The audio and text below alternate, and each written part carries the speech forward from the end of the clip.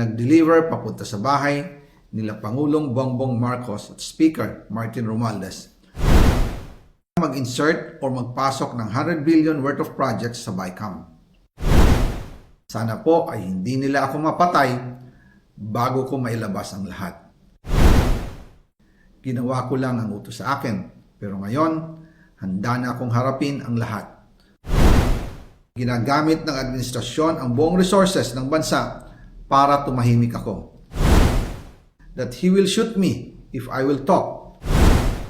Gagamitin ako bilang panakipbutas sa kanilang kampanya laban sa korupsyon.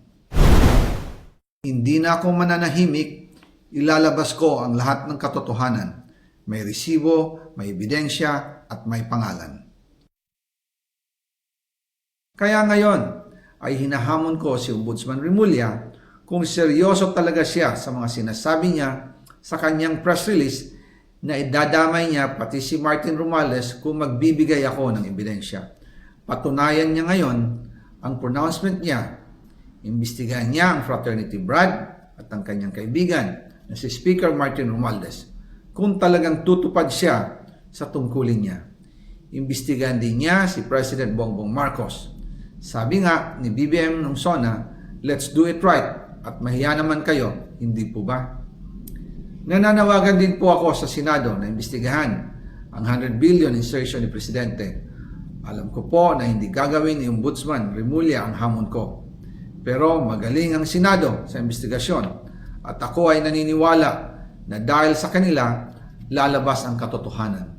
Yung pong listahan ng mga projects, ilalabas ko din kasama ng video na ito. Dahil dito, mas lalong darami ang ipafile na kaso sa akin. Ginagamit ng administrasyon ang buong resources ng bansa para tumahimik ako, para masira ang aking kredibilidad. Darami din ang banta sa buhay ko at ng aking pamilya. March 2025 pa lang, si Speaker ay nagpaparinig na sa akin sa aming meeting that he will shoot me if I will talk. At pagkatapos niyang sabihin sa akin in a phone call na, don't come home, we will take care of you, tumawag ulit si Speaker Martin at sinabihan niya ako na pag umuwi ako will be dangerous. Kasi they might hire someone to do a rub out on me or hire the police to kill me while in jail. Una pa lang ito sa magusto kong ibunyag. Marami pa akong dadalhin sa liwanag. Isa na dito ay yung kay Henry Alcantara, ang DPWH boys, ang sinasabi nilang halaga sa ICI ay 21 billion. Hindi po totoo yan. Ang totoong numero ay 56 billion pesos at yung pong halaga na yan ay kay Pangulong Bongbong Marcos at Martin Romualdez na punta lahat. Ilalabas ko po ang buong detalye sa darating na mga araw. Kaunting pasensya pa po. Sana po ay hindi nila ako mapatay bago ko mailabas ang lahat. Sa inyong lahat sa Pilipinas, lalong-lalo na sa aking pamilya, taos-puso akong humihingi ng paumanhin. Ginawa ko lang ang utos sa akin, pero ngayon, handa na akong harapin ang lahat.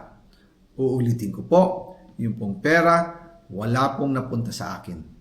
Dumaan lang po ang pera sa akin para i-deliver kay Speaker Martin Romualdez at Pangulong Marcos. Salamat sa inyong pag-unawa. Ang nag-deliver papunta sa bahay